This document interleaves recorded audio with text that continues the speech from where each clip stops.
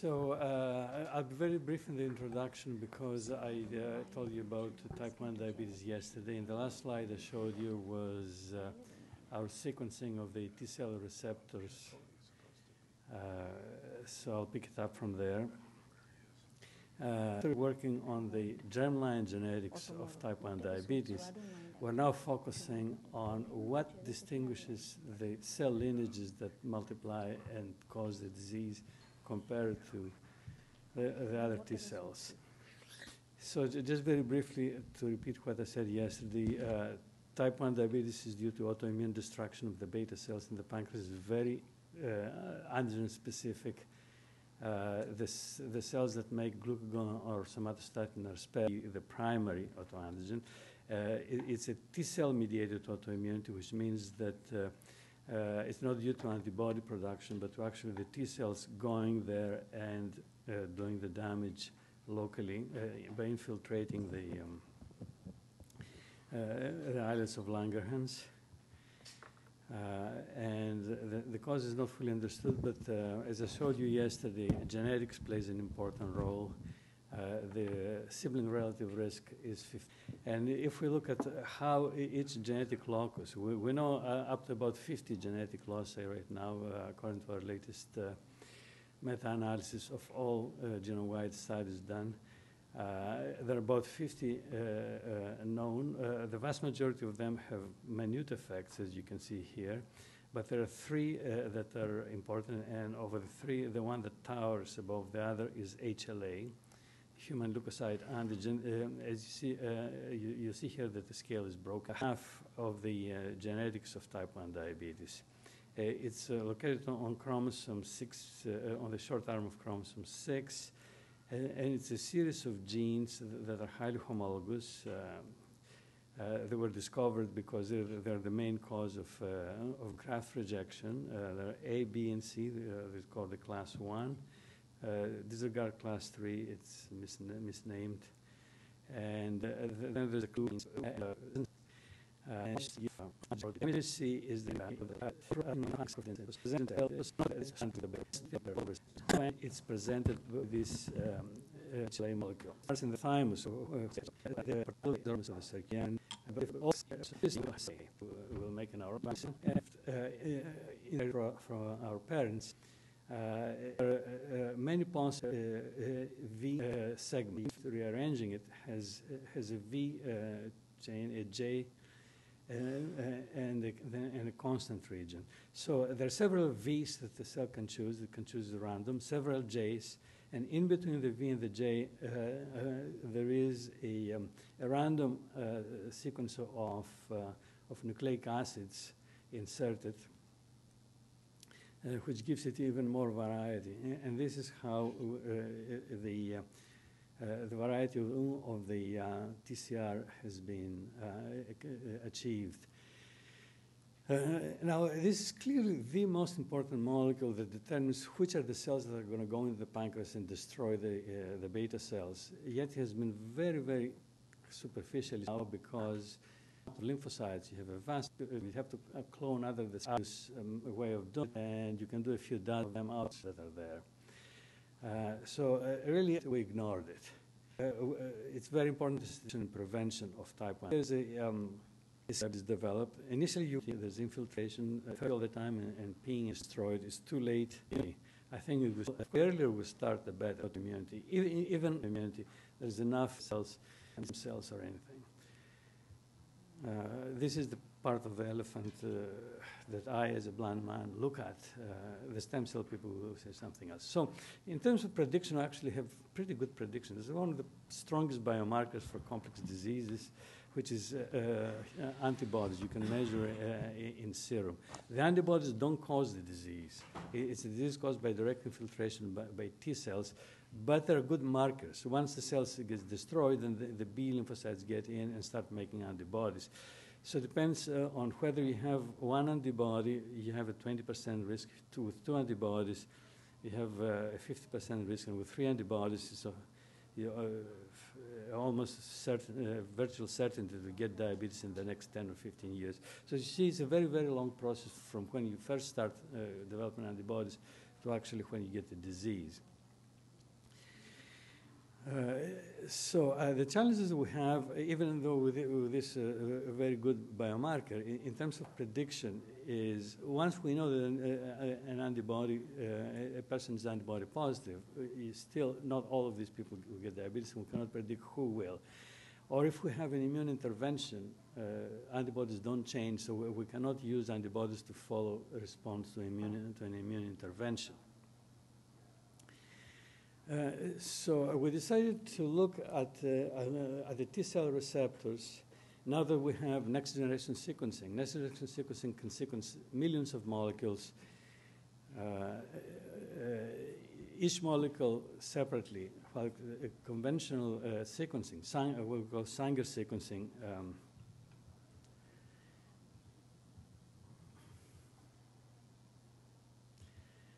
Sanger sequencing just gets the average of all the molecules.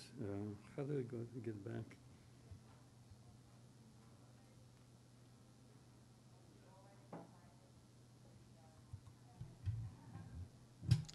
So,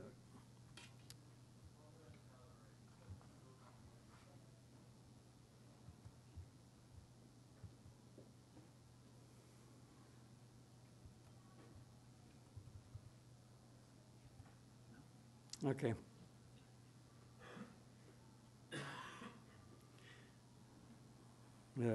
Okay, I was saying that, first of all, we cannot use antibodies to follow a response to treatment.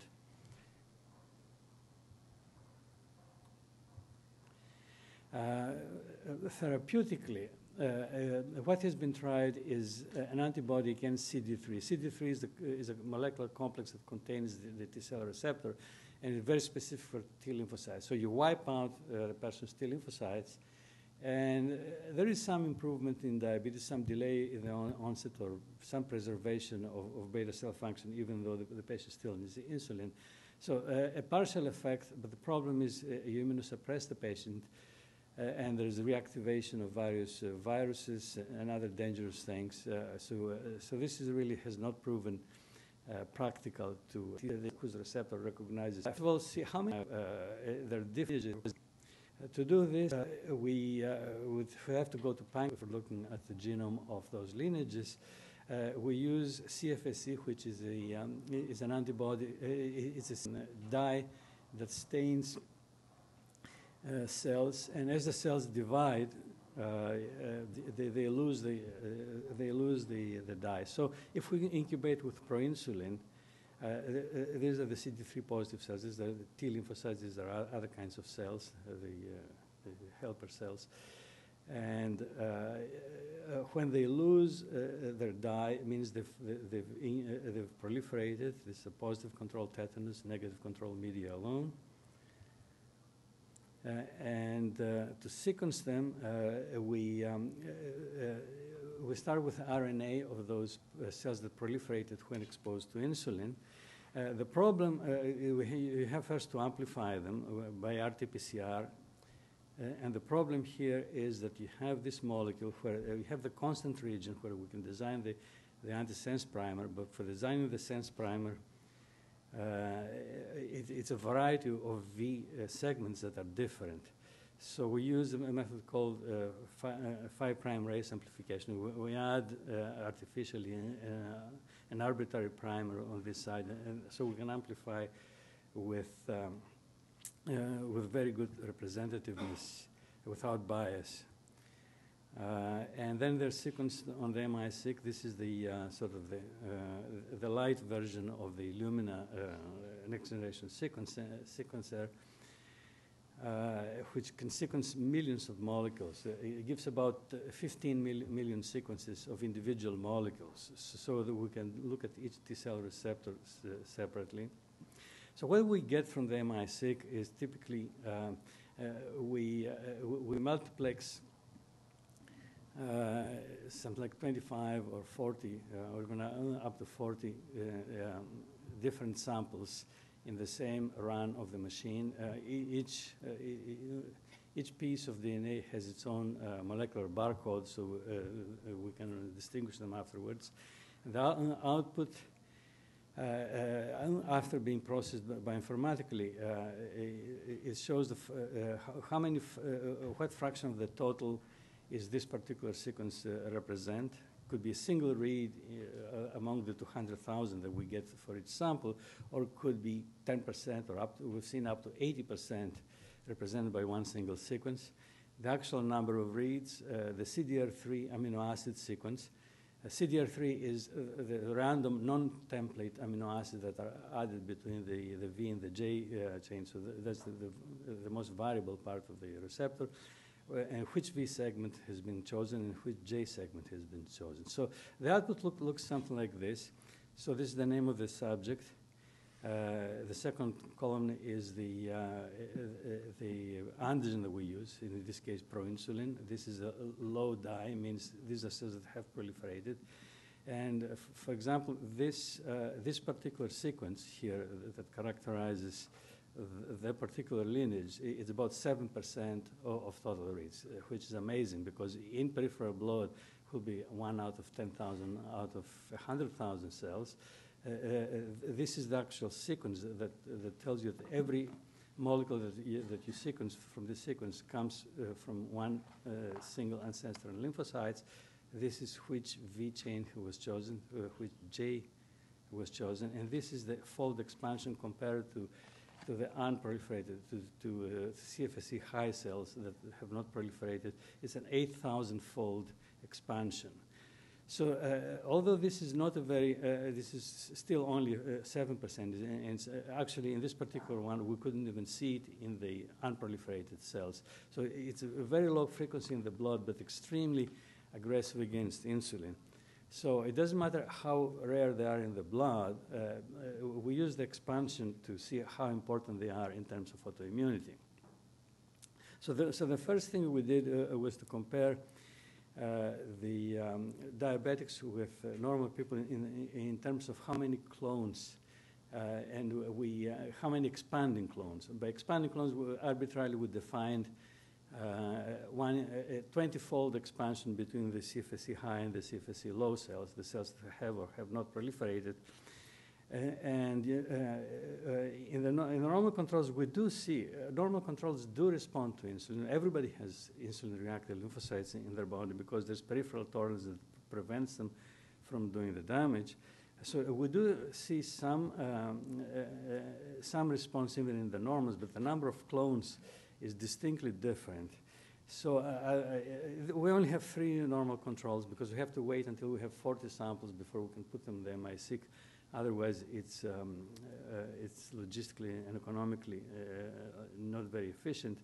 So we only have 3 normal controls, but all 3 are very low and clearly distinct range from the diabetics. So I believe that this is the first biomarker that clearly distinguishes T-cell-based biomarker that clearly distinguishes normal health controls from people with type 1 diabetes, and we hope to use it in pre-diabetes, in people who are antibody positive but don't have diabetes yet. I have frozen samples from those which, once we're sure about the technique, we're going to apply. So the second question we asked is, can we correlate what V's and J's are selected by the 2 alleles in the HLA that are most responsible for type 1 diabetes? This is the DQB1, 302, and 201. So just remember 302 and 201 without getting into details. They're about 15% in the general population in Europe and 80 to 90% in type 1 diabetics. It's one of the strongest genetic loci for a multifactorial disease. So we want to see if they select specific V's or J's, or if they have any relation to the non-template, to the random amino acid asked. So our hypothesis is that specific V and J's correspond to these 2 alleles. So these are 9 children with type 1 diabetes recently diagnosed. And here is the HLA type. As I mentioned, it's 15% in the healthy population, and you see all diabetics have them. either 201 or 302. So they're vastly more common in diabetics than in normal individuals. So all but one of our diabetic patients had these. So instead of comparing people who have them or don't have them, we try to compare between people who have 201 or 302. So here is the expansion rate of specific Vs. So we see some specific Vs have 25-fold expansion.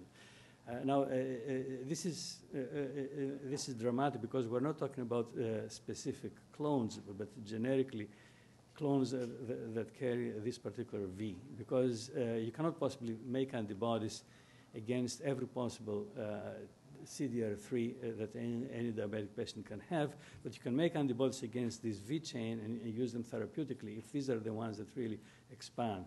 The problem with this is that this huge difference, the huge expansion here and here is driven by one single individual, a way outlier. This is the expansion in individual patients. And now we compare people who have 302 or don't have 302. And again, you see people who have 302 have a spectacular expansion of this particular V chain. So we'll say, okay, everybody who has 302, let's treat them with an antibody against this particular V segment. It's not so simple because, again, this expansion is driven by a couple of outliers, and it's not really representative of... So it's a little more complicated than that. We have our sample size is not huge. It's only 9 diabetic patients, but it doesn't look very promising. And the same thing for J, for the J segments. We see expansion a little less impressive because there's less variance in the J segments, but we cannot use HLA to predict who will benefit from what antibody because these differences between people who have or don't have the 302 is driven by outliers. So we concentrated on individual patients. So this is the same thing. I don't want to repeat myself. The same thing about people who have or don't have the 201.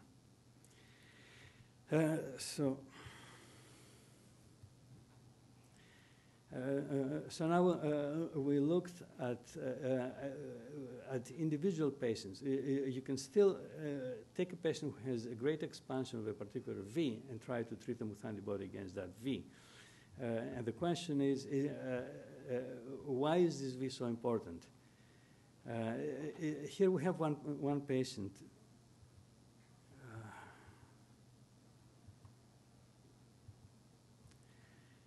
In whom this is the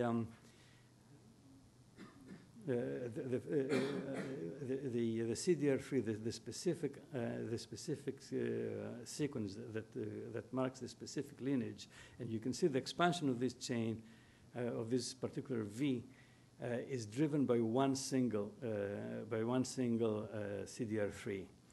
So this is not specific for the V. And if you see here in the unexpanded cells, this chain is associated with many different CDR3s. But in another patient, the expansion, the spectacular expansion of this V segment is not due to a single CDR3. There are many CDR3s. The largest one is something like 15% of the total. So this is not driven by the CDR3. It's driven by the V segment itself. In the unexpanded cells, we couldn't even see that V. It's very rare. It's very rare, but extremely aggressive against insulin.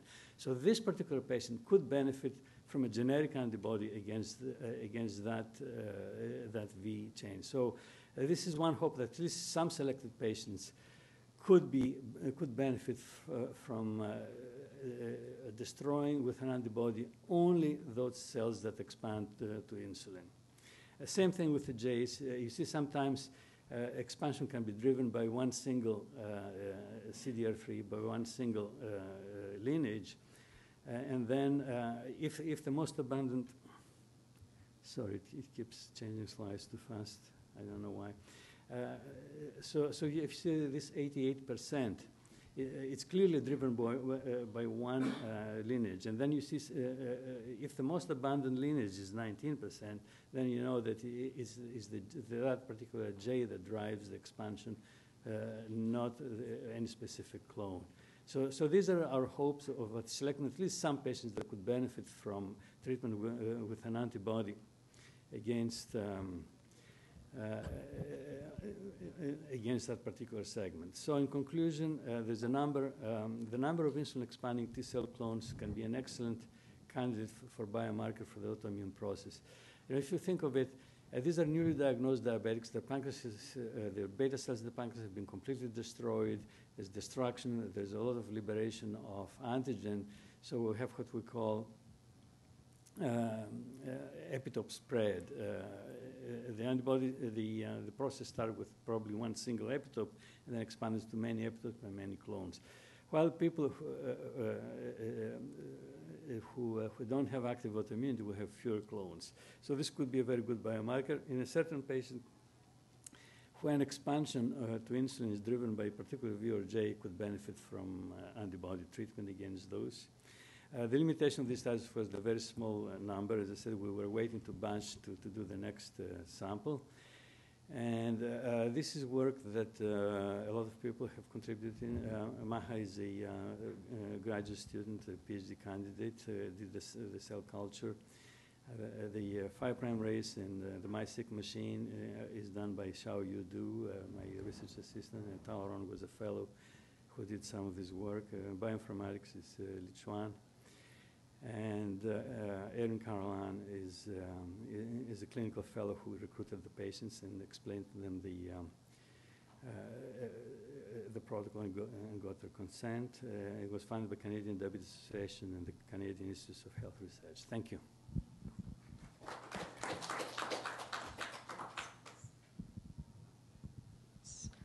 The talk is open for discussion. Any questions, please?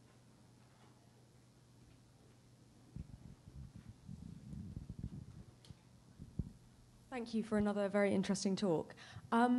This is probably a bit of a naive question, but if you do manage to use this clinically, would you need to replace the pancreatic beta cells using some kind of stem cell therapy afterwards if they're mainly destroyed? This is a very interesting question. Of course, it's like the elephant and the blind man. Depending on what part of the elephant you touch, you get an idea of the elephant. I come from the genetics and immunology side. So I'm convinced that if you can stop the autoimmunity in its tracks, there is enough regeneration capacity in the remaining beta cells. Many type 1 diabetics, when they are diagnosed, they still make measurable amounts of insulin. And even after years and years, autopsies have shown that there are some beta cells. Now, beta cells have regenerative capacity themselves, either fully differentiated or stem cells, again, to get to the stem cell story. This is not clear. It's a bit controversial. But the fact is that in situations where there's increased metabolic demand, beta cells can can expand, like in pregnancy, in obesity. You have much expanded beta cell mass, which regresses after the pregnancy. So there is a regenerative capacity, and I think it will be very patient-specific. Some patients are in what we call the honeymoon phase, where they need half the insulin they would normally need for several months before they completely lose their insulin secretion. So it will be very patient-specific. In terms of clinically diagnosed cases, in preclinical cases detected by antibody positivity, there, of course, I'm sure there is the regenerative capacity that we don't need stem cells. You know, stem cells, people say that the cure of type 1 diabetes depends on stem cells. What do you do with autoimmunity? You still have to deal with autoimmunity. Right. Any other question?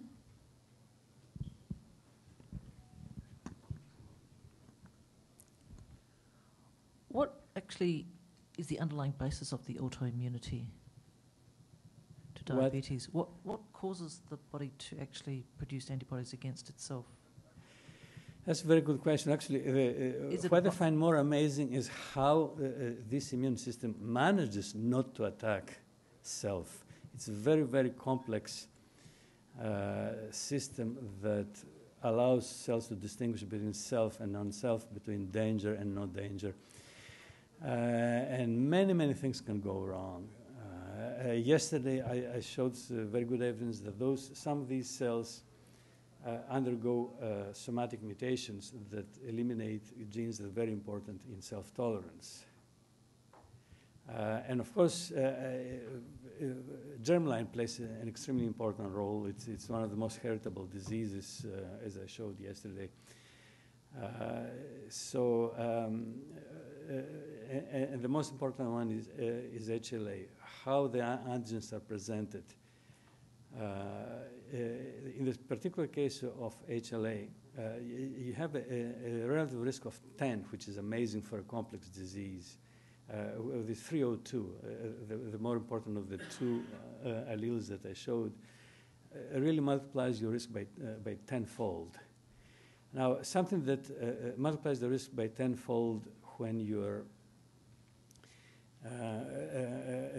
and kills you before you can reproduce. Evolution would have wiped this allele out thousands of generations ago. We couldn't possibly have survived. But what happens is that particular allele of HLA must be very efficient in presenting antigens from some very nasty bacteria or gastroenteritis. A century ago, a lot more babies were dying of gastroenteritis than of type 1 diabetes, or the Black Plague, cholera, I don't know, something that wiped out a lot of people. This particular HLA must have been extremely efficient in dealing with that particular pathogen. That's the only explanation of how these alleles survived. But they survive, so it's always a give and take. You want to have a stronger immune system at the expense of having a higher risk of autoimmunity. Thank you. Any other question?